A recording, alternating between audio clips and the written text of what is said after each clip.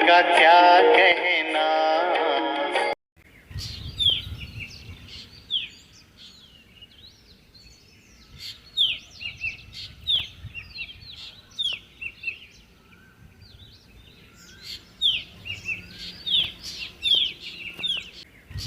ओम शांति। 6 अगस्त 25 का मधुर महावाक्य। मिठे बाबा कहे मिठे बच्चे, जेतिकी समय मिलुछि एकांतरे रही जोगर यात्रा कर। जेतेबेले तुमे माने निजर लक्ष्य रे पहुँची जीव सेतेबेले एही यात्रा शेष होई जीव। प्रश्न, संगम जुगरे बाबा निजर संतान मानक भितरे एई भली क्यों गुण भरी देउछंती जहाँकि अधा कल्प पर्यंत चली थाए। उत्तर, बाबा कहउछंती जेपरि मु अति स्वीट अर्थात मीठा अटे सेहीपरि पिलामानकु मध्य स्वीट कर देउछि। देवता माने बहुत स्वीट अटंती। तुमे माने एबे स्वीट हेबा पई पुरुषार्थ करूछ। जो माने बहुतंकर कल्याण करूछंती, जहाँक भितरे कौनसी विकारी भावना नाही, सेई माने ही स्वीट अटंती। सेई मानंकु ही उच्च पद प्राप्त होइथाए एवं सेही मानंकर ही पुणी पूजा होइथाए। ओम शांति। बाबा बसी बुझाउछंती एही शरीरर मालिक हेउछि आत्मा। ए कथा प्रथमे बुझिबा दरकार, काहेकि ना एबे पिलामानकु ज्ञान मिलिछि। प्रथमे तो बुझिबा दरकार जे मु हेउछि आत्मा। शरीर द्वारा आत्मा काम कराइथाए, अभिनय करिथाए। एहीपरि ख्याल अन्य कौनसी मनुष्य मानकर आसे नाही, काहेकि ना देह अभिमान रे अछंती। एठारे एही ख्यालर बसा जाइथाए जे मु हेउछि आत्मा, एहा मोर शरीर अटे। मु आत्मा हेउछि परमपिता परमात्मांकर संतान। ए स्मृति ही घड़ी घड़ी भूली जाउछंती। ए कथा प्रथमे संपूर्ण भाव स्मरण करने दरकार। तीर्थ यात्रा रे गले कही थांती निरंतर चालू था। तुमको मध्य निरंतर स्मृति रे रहिबाकु हेबो। स्मरण करूनाहंती अर्थात यात्रा रे नहांती। देह अभिमान आसुछि। देह अभिमान आसीबा द्वारा किछि ना किछि विकर्म होई जाउछि। एपरि भी नुहे जे मनुष्य सर्वदा विकर्म ही करुछंती, किंतु रोजगार तो बंद होई जाउछि ना। सेथिपाई जेते संभव यादर यात्रा रे ढिला करिबा उचित नुहे। एकांतरे बसी निज सहित विचार सागर मंथन करी पॉइंट्स बाहर करा जाई थाए। केते समय बाबांक स्मृति रे रहुछि। मधुर जिनिस सबु बेले मने पड़ी थाए। पिला मानकु बुझा जाइछि वर्तमान समस्त मनुष्य मात्र के परस्पर क्षति करुछंती। केवल टीचर्स मानकर महिमा बाबा करुछंती। एमानक मध्यरु केतक टीचर खराब थांती, नचे टीचर्स अर्थात जे टीच कराए, मैनर्स अर्थात चलनी शिखाई थाए, जे धर्म भावनापन्न भल भावरे होई थांती, तांकर चलनी मध्य भल होई थाए। बाबा यदि मद पिउ थाए तेबे पिलांको मध्य सेही संग लागी जाय थाए। एहाकु खराब संग बोली कुहा जिवो, काहेकि ना रावण राज्य है ना। राम राज्य थिला निश्चय, किंतु ताहा किपरि थिला, किपरि स्थापना हैला, एही आश्चर्यजनक मधुर कथा तुम पिला माने ही जानिछ। मीठा आहुरी मीठा, सबुठारो मीठा कुहा जाए ना। बाबांको याद रे रही तुमे पवित्र होई पुणी पवित्र कराउछ। बाबा नुआ सृष्टि को आसंती नाही। सृष्टिर मनुष्य जीवजंतु खेत बाड़ी आदि सबु किछि थाए। मनुष्य मानव पाई सबु किछि दरकार ना। शास्त्र रे थिबा प्रलयर वृत्तांत मध्य हेउछि भूल। प्रलय हुए नाही, एही सृष्टि चक्र घूरी चलीछि। पिला मानंको आदिरु अंत पर्यंत ज्ञान को स्मृति रे रखिबाकु हेबो। मनुष्य मानंकर तो अनेक प्रकारर चित्र मने पड़ुछि। मेला यात्रा आदि मने पड़ी थाए, से सबु हेउछि क्षणस्थायी। तुमर हेला निरंतर स्मृति, अविनाशी खुशी, अविनाशी धन। से होउछंती बेहेदर बाबा ना। विनाशी पितामातांक ठारू सबु विनाशी संपत्ति मिली थाए। अविनाशी बाबांक ठारू अविनाशी सुख मिली थाए। धन द्वारा ही सुख मिली थाए। सेठारे तो अपार धन रहिबो। सेठारे सबु किछि सत्व प्रदान रहिबो। तुम बुद्धि रे अछि आमे सेठारे सत्व प्रदान थिलु, पुणी हेबाकु पड़िबो। एक कथा मध्य तुमे एबे जानुछ। ତୁମମାନଙ୍କ ମଧ୍ୟରେ କ୍ରମାନୁସାରେ ଅଛନ୍ତି। ମଧୁର ମଧୁରତର ମଧୁରତମ ଅଟନ୍ତି ନା? ତୁମେ ବାବାଙ୍କ ଠାରୁ ମଧ୍ୟ ସୁଇଟ୍ ହେବାକୁ ଚାହୁଁଛ ନା? ସେ ହିଁ ଉଚ୍ଚ ପଦ ପାଇବେ ଯିଏ ବହୁତଙ୍କର କଲ୍ୟାଣ କରୁଛନ୍ତି। ସେ ହିଁ ହେଉଛନ୍ତି ମଧୁରତମ। ବାବା ମଧ୍ୟ ହେଉଛନ୍ତି ମଧୁରତମ ନା? ସେଥିପାଇଁ ସମସ୍ତେ ତାଙ୍କୁ ମନେ ପକାଉଛନ୍ତି। କେବଳ ମହୁ କିମ୍ବା ଚିନିକୁ ମଧୁର କୁହାଯାଉ ନାହିଁ। ଏଠାରେ ମନୁଷ୍ୟଙ୍କର ଚଳଣିକୁ କୁହାଯାଉଛି। କହନ୍ତି ନା, ଇଏ ହେଉଛନ୍ତି ମଧୁର ସନ୍ତାନ। ସତ୍ୟ ଯୁଗରେ କୌଣସି ପ୍ରକାରର ଶୈତାନ କଥା ରହିବ ନାହିଁ। ଏତେ ଉଚ୍ଚ ପଦ ଯେଉଁମାନେ ପାଉଛନ୍ତି, ନିଶ୍ଚୟ ସେମାନେ ଏଠାରେ ପୁରୁଷାର୍ଥ କରିଥିବେ। ଏବେ ତୁମେ ନୂଆ ଦୁନିଆକୁ ଜାଣିଛ। ତୁମ ପାଇଁ ତ ଯେପରି କାଲି ନୂଆ ଦୁନିଆ ସୁକ୍ତାମ ହେବ। ମନୁଷ୍ୟମାନଙ୍କୁ ଜଣା ହିଁ ନାହିଁ ଶାନ୍ତି କେବେ ଥିଲା। କହୁଛନ୍ତି ବିଶ୍ୱରେ ଶାନ୍ତି ହେଉ। ତୁମେ ପିଲାମାନେ ଜାଣିଛ ବିଶ୍ୱରେ ଶାନ୍ତି ଥିଲା, ଯାହାକୁ ଏବେ ପୁଣି ଥରେ ସ୍ଥାପନା କରୁଛ। ଏବେ ଏ କଥା ସମସ୍ତଙ୍କୁ ବୁଝାଇବ କିପରି? ଏଇଭଳି ପ୍ରକାରର ପଏଣ୍ଟସ୍ ସବୁ ବାହାର କରିବା ଦରକାର, ଯାହାକି ମନୁଷ୍ୟମାନଙ୍କର ବହୁତ ଆବଶ୍ୟକତା ରହିଛି। ବିଶ୍ୱରେ ଶାନ୍ତି ହେଉ, ଏଥିପାଇଁ ରଡ଼ି ମାରୁଛନ୍ତି। କାହିଁକି ନା ଅଶାନ୍ତି ବହୁତ ରହିଛି। ଏହି ଲକ୍ଷ୍ମୀ ନାରାୟଣଙ୍କର ଚିତ୍ର ସମ୍ମୁଖରେ ରହିବା ଉଚିତ। ଏମାନଙ୍କ ରାଜ୍ୟ ଥିବା ସମୟରେ ବିଶ୍ୱରେ ଶାନ୍ତି ଥିଲା। ତାକୁ ହିଁ ସ୍ୱର୍ଗ ଦୈବୀ ରାଜ୍ୟ କୁହାଯାଉଥିଲା। ସେଠାରେ ବିଶ୍ୱରେ ଶାନ୍ତି ଥିଲା। ଆଜିକୁ 5000 ବର୍ଷ ପୂର୍ବର କଥା। ଏହା ଆଉ କେହି ହେଲେ ଜାଣିନାହାନ୍ତି।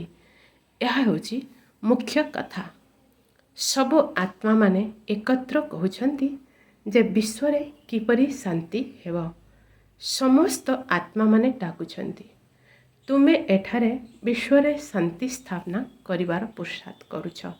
ଯେଉଁମାନେ ବିଶ୍ୱରେ ଶାନ୍ତି ଚାହୁଁଛନ୍ତି, ତୁମେ ତାଙ୍କୁ ଶୁଣାଅ ଯେ ଭାରତରେ ହିଁ ଶାନ୍ତି ଥିଲା। ଯେତେବେଳେ ଭାରତ ସ୍ୱର୍ଗ ଥିଲା, ତେବେ ଶାନ୍ତି ଥିଲା। ଏବେ ନର୍କ ହୋଇଯାଇଛି। ନର୍କ କଳି ଯୁଗରେ ଅଶାନ୍ତି ରହିଛି। କାହିଁକି ନା ଅନେକ ଧର୍ମ ଅଛି। ଏହା ମାୟାର ରାଜ୍ୟ। ଭକ୍ତିର ବହୁତ ଆଡ଼ମ୍ବର ରହିଛି। ତାହା ଦିନ ପ୍ରତିଦିନ ବୃଦ୍ଧି ହୋଇ ଚାଲିଛି। ମନୁଷ୍ୟମାନେ ମଧ୍ୟ ମେଳା ଯାତ୍ରା ଆଦିକୁ ଯାଉଛନ୍ତି। ଭାବୁଛନ୍ତି ନିଶ୍ଚୟ କିଛି ସତ୍ୟ ଥିବ। ତୁମେମାନେ ଏବେ ବୁଝୁଛ ଯେ ତା ଦ୍ୱାରା କେହି ପବିତ୍ର ହୋଇପାରିବେ ନାହିଁ। ପବିତ୍ର ହେବାର ରାସ୍ତା ମନୁଷ୍ୟ କହିଦେଲେ ବତାଇ ପାରିବେ ନାହିଁ। ପତିତ ପାବନ ଏକ ହିଁ ବାବା ଅଟନ୍ତି। ଦୁନିଆ ହିଁ ଗୋଟିଏ, କେବଳ ନୂଆ ଏବଂ ପୁରୁଣା ବୋଲି କୁହାଯାଏ। ନୂଆ ଦୁନିଆରେ ଭାରତ ନୂଆ, ନୂଆ ଦିଲ୍ଲୀ କହୁଛନ୍ତି ନୂଆ ହେବ, ଯେଉଁଠାରେ ପୁଣି ନୂଆ ରାଜ୍ୟ ହେବ। ଏଠାରେ ପୁରୁଣା ଦୁନିଆରେ ପୁରୁଣା ରାଜ୍ୟ ରହିଛି। ପୁରୁଣା ଏବଂ ନୂଆ ଦୁନିଆ କାହାକୁ କୁହାଯାଉଛି, ଏ କଥା ମଧ୍ୟ ତୁମେ ଜାଣିଛ। ଭକ୍ତିର କେତେ ବଡ଼ ବିସ୍ତାର ରହିଛି। ଏହାକୁ ଅଜ୍ଞାନ କୁହାଯାଉଛି। ଜ୍ଞାନର ସାଗର ହେଉଛନ୍ତି ଏକମାତ୍ର ବାବା। ବାବା ତୁମକୁ ଏପରି କହୁନାହାନ୍ତି ଯେ ରାମ ରାମ କୁହ ଅଥବା ଆଉ କିଛି କର। ନା, ପିଲାମାନଙ୍କୁ ବୁଝାଯାଉଛି ବିଶ୍ୱର ଇତିହାସ ଭୂଗୋଳର କିପରି ପୁନରାବୃତ୍ତି ହେଉଛି। ଏହି ଶିକ୍ଷା ତୁମେ ଏବେ ପଢ଼ୁଛ। ଏହାର ନାମ ହିଁ ହେଉଛି ଆତ୍ମିକ ଶିକ୍ଷା, ଆଧ୍ୟାତ୍ମିକ ଜ୍ଞାନ। ଏହାର ଅର୍ଥ ମଧ୍ୟ କେହି ଜାଣିନାହାନ୍ତି। ଜ୍ଞାନ ସାଗର ତ ଏକ ବାବାଙ୍କୁ ହିଁ କୁହାଯାଉଛି ଯେ ସେ ହେଉଛନ୍ତି ସ୍ପିରିଚୁଆଲ ନଲେଜଫୁଲ ଫାଦର। ବାବା ଆତ୍ମାମାନଙ୍କ ସହିତ କଥା ହେଉଛନ୍ତି। ତୁମେ ସନ୍ତାନମାନେ ଜାଣିଛ ଯେ ଆତ୍ମିକ ବାବା ପଢ଼ାଉଛନ୍ତି। ଏହା ହେଉଛି ଆତ୍ମିକ ଜ୍ଞାନ।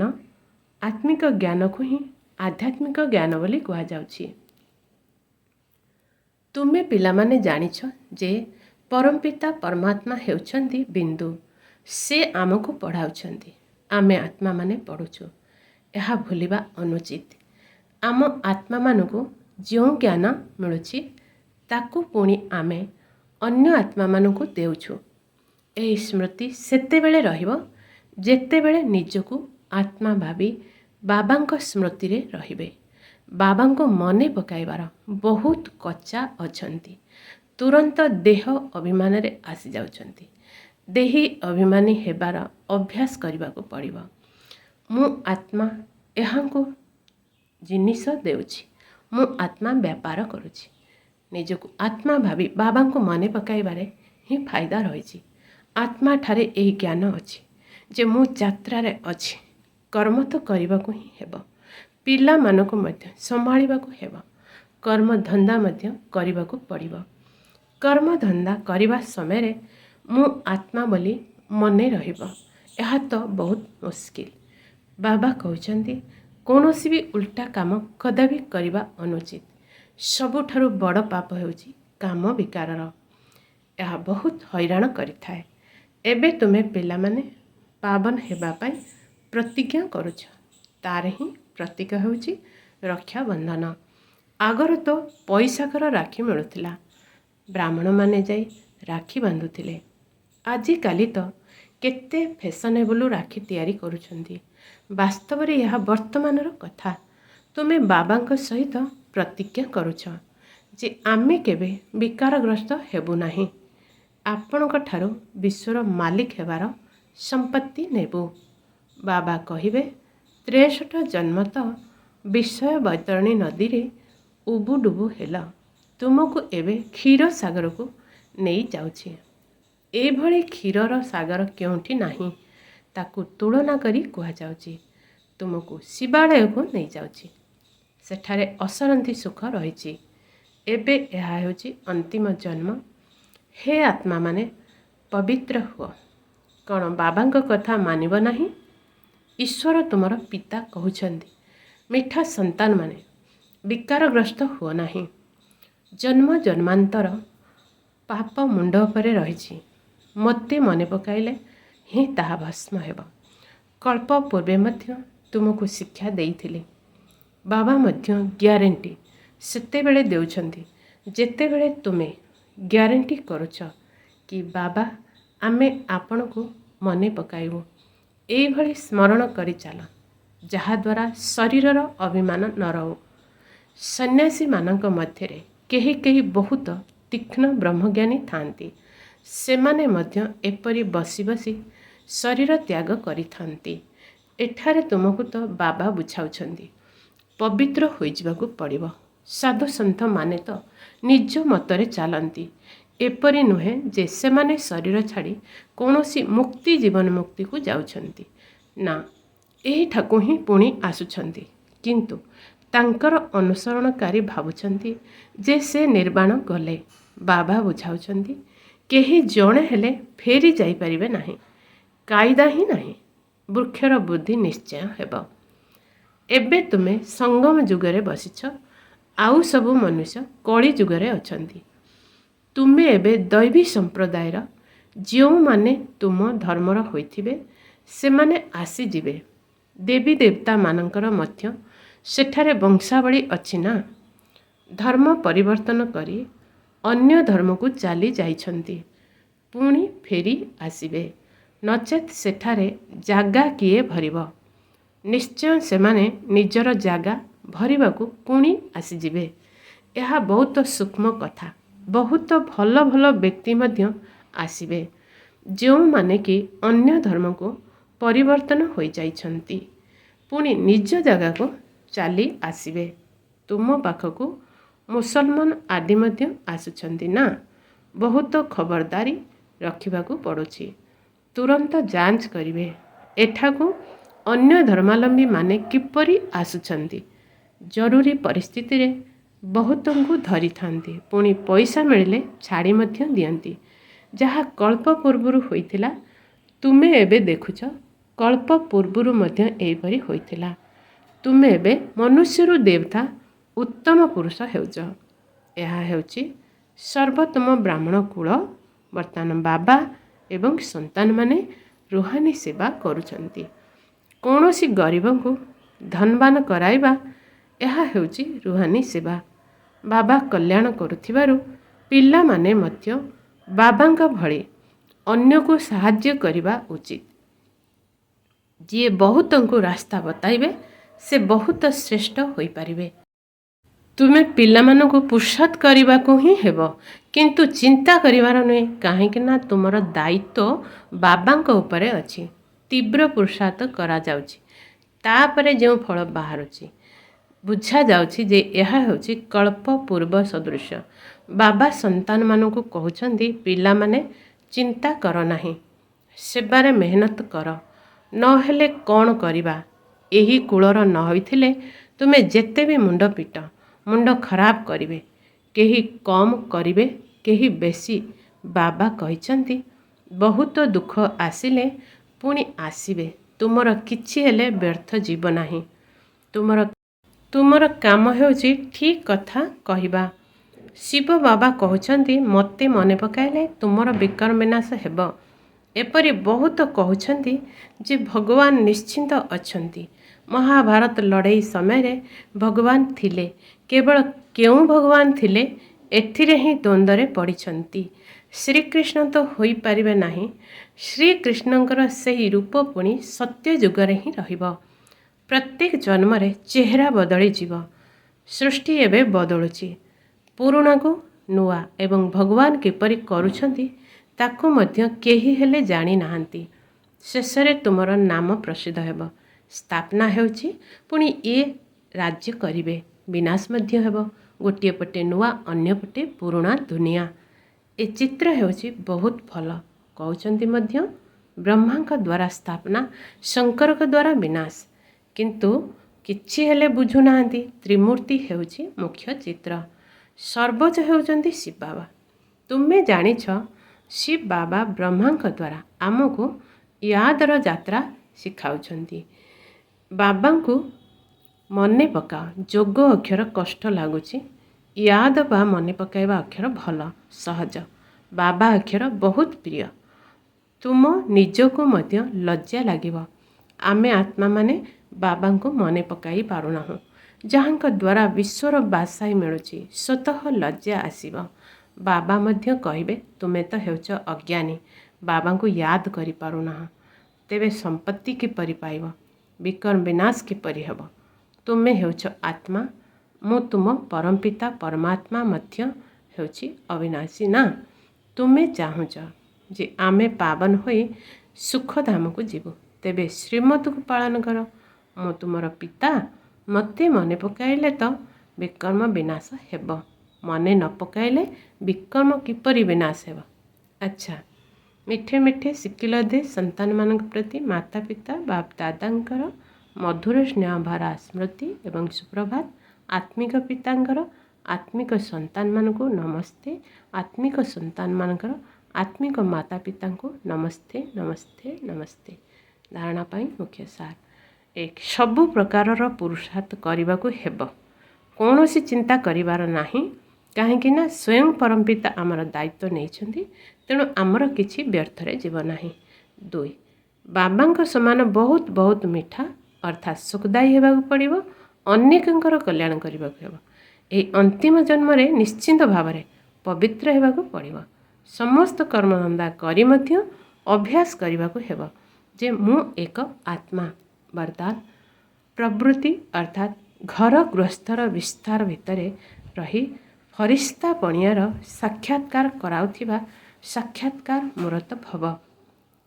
घर गृहस्थर विस्तार बहुत थिले मध्य से विस्तार गुड़ी को संकुचित करने सहित सर्वदा उपराम रहिबार अभ्यास कर। एबे स्थूल कार्य करुथिबो, एबे अशरीर होइगला। एई भली अभ्यास कले तुमे फरिश्ता पणियार साक्षात्कार करि परिबो।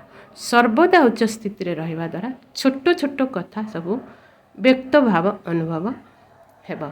तेणु उच्च को चली जावा द्वारा नीच पणिया आपे आपे समाप्त होइजिबो एवं तुमे मेहनत करिवार मुक्त होइजिबो। समय मध्य बंचीजिबो एवं सेवा मध्य तीव्र गति रे हेब।